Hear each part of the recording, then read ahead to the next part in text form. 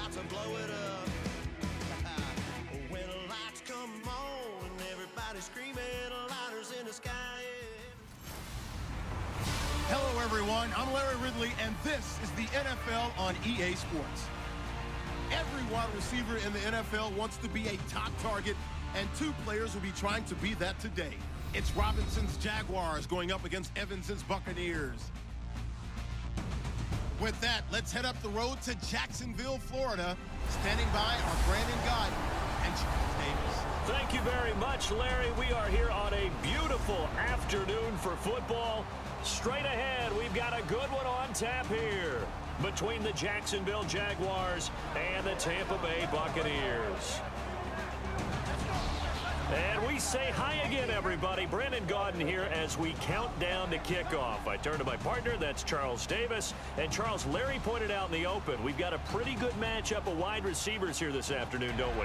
And those guys have such a big impact on the game nowadays. We know it's a throwing game, but the guys who can go up and get it, the guys who can break tackles after the catch and make bigger plays, oh yeah, they love spotlight as well. They want the football, they want the attention. Two teams just about a 3.5-hour drive from each other on Florida's I-75. The Jags and Bucks are underway. Here's Corey Grant now to return. And not a bad return here. He gets it out to the 25-yard line. And now we get ready for Jacksonville to take the field on offense. Blake Bortles this year accounted for 22 turnovers, 16 interceptions, and 6 fumbles, and just all around for the Jags, not the year that they expected. 3-13. Yeah, everyone expected the Jags to make a jump and actually contend for a playoff spot. And, of course, a lot of people thought that Blake Bortles would be leading them. And I remember talking with a personnel guy in the league before this season and talking about the season Bortles had in 2015. And he said to me, yeah, take a closer look at it. A lot of the success he had when they were down 14 points or more. I want to see him in some tighter games. It didn't happen this year. He's got a lot of work to do to get back to being that rising star. Here's Ivory, and he is going to lose yardage here. It's a loss of 2 there, bringing up second down. And frankly, Brandon, we're talking about things I'm not sure we ever thought we'd talk about in the NFL, and a lot of that is the speed at the linebacker position. A lot of these guys in college, they were safeties. They moved them up to outside linebacker to combat the spread offenses, and now we're seeing it in the NFL. Those same guys using their speed to make plays in the backfield, similar to that one.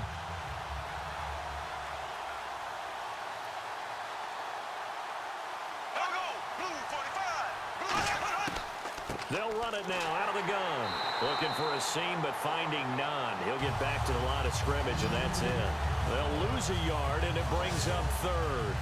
That draw play got blown up by the blitz of the defense. Ordinarily, that's exactly what you want. You want them to blitz, and they go past you, and you go past them for a big gain. But in this situation, they hit him at the worst possible spot, right exactly where you were running the draw, and he got in there and got him. And this opening drive not going to plan. This is now 3rd and 13. There we go now. Green, 90. On 3rd and long, it's Bortles.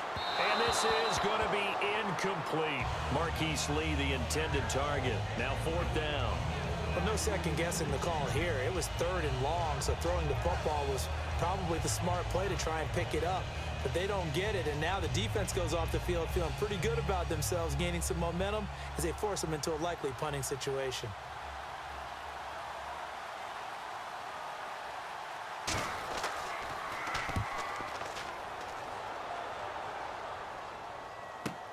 This is taken at the 18. And when it's said and done, it's a 58-yard punt. And the Bucs will get ready to go on offense.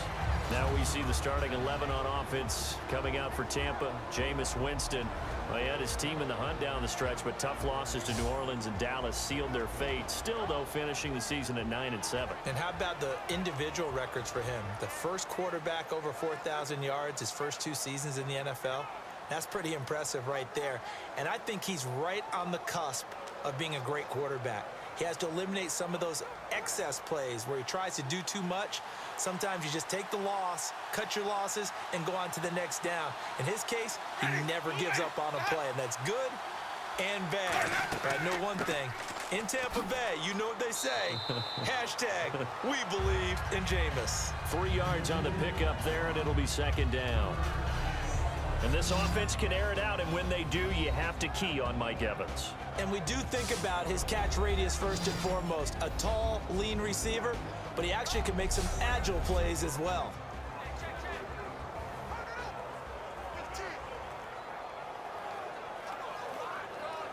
Now it's 2nd and 7.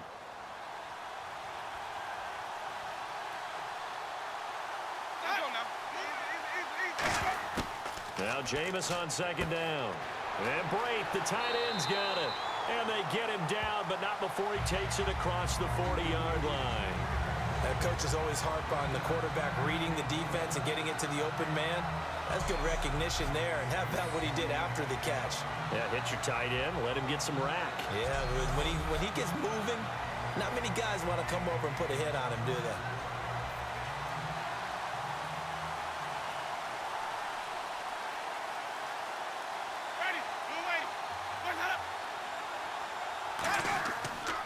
They'll run here with Sims. And he'll be taken down just shy of midfield. 8 yards on the pickup, and now they'll have some options on 2nd and short. Some runs are blocked so well, you almost forget that someone has to carry the ball to gain the yardage. The leverage by the offensive line to create space up front, really well done. And after the play on the ground, that brings up 2nd down here.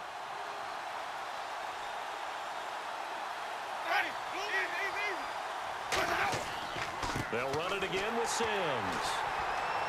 And this time not as successful, as he'll get back to the line of scrimmage and no more. He got maybe a half yard at most, but officially they'll be left with a 3rd and 2. And the starters defensively for Jacksonville. And it's a Jags team that finished 3-13 last year, but on this side of the football, they've got a solid foundation, don't they? I thought that their defense kept them in a lot of games in 2016. I thought they played really well. And now they've got a young core of guys. Remember Jalen Ramsey drafted last year. He made the all-rookie team. Yannick Ngakoue, and a really promising outside linebacker, one of the best speed rushers in the game. He's going to be back with them. They need Miles Jack to make a jump, the youngster out of UCLA. But I like, all in all, the core. And Winston lost the football. And fortunately for him, he's able to get it back, but it will be a loss on the play. Well, that was a big oops right there. But how about his ability to correct it? Loses the football, able to get it back himself. Yeah, pounced right back on it, keeps possession.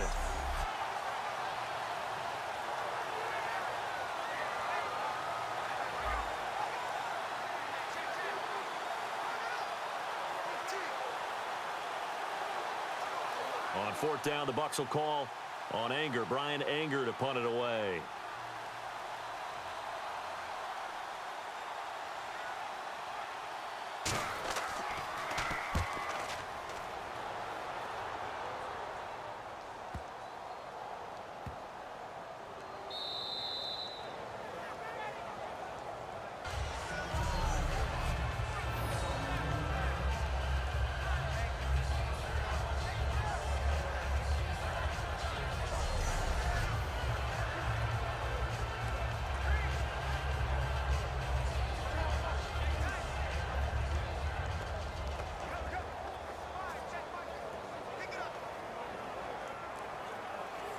Very tough spot here for the offense to start.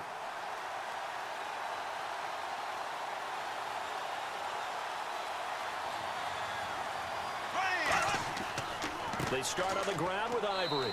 And he's going to be taken down shy of the 5-yard line.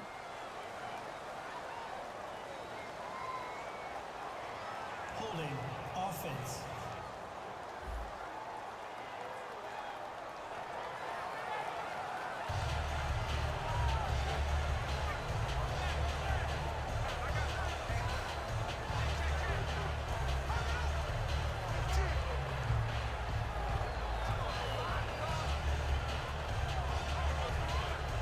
Second down to the offense in search of 6 yards.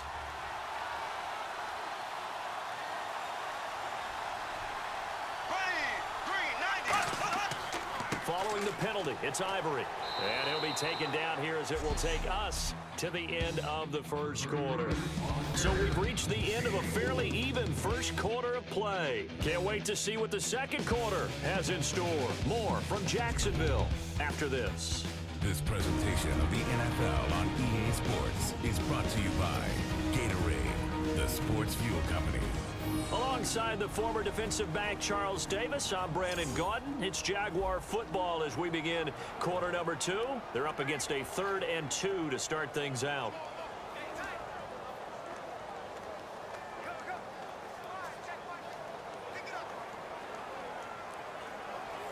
And the defense searches for one more stop here after the run on second down.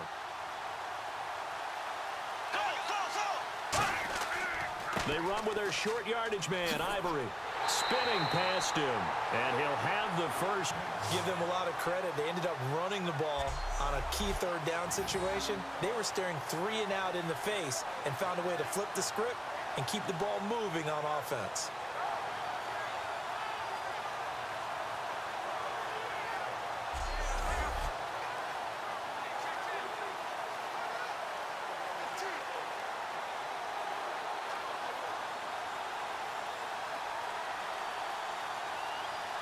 They'll come out in the pistol. On first down, this is Ivory. And a short pickup there as he'll take this up to right around the 20. Give him 3 on first down. It'll set up a 2nd and 7. I do know from experience that when you slow down someone's running game, you're now doing the dictating on defense. And guess what? Now you're getting ready to tee off on their quarterback because they have to throw it all the time. But you still have to be alert for the draws and other plays of that nature to make sure you don't get hurt.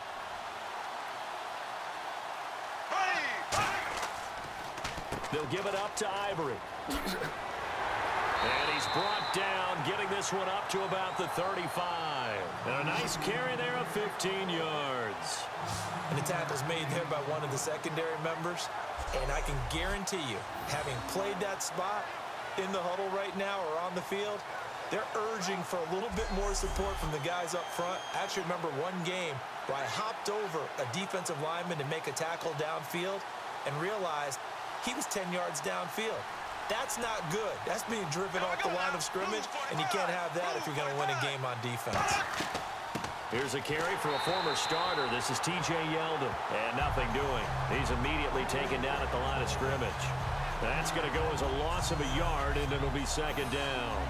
There's another example of why they haven't scored any points so far. I think it's time to abandon the run game, spread things out, and go to the air. It certainly can't be any worse than what they've done so far. And now we're circling here around the 2-minute warning. This is a setup play, trying to get one last one in before the clock warning.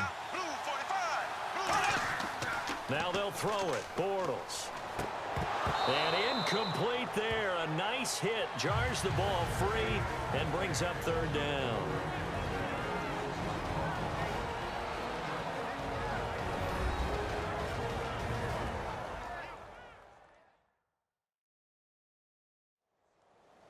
A reminder, coming up at halftime, we'll check in with Larry Ridley for highlights and analysis of our first half of play.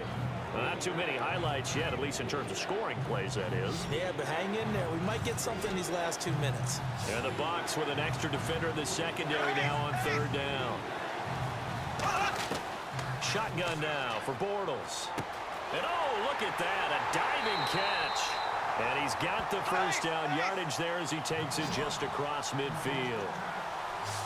And now it looks like they're going to be in the hurry-up.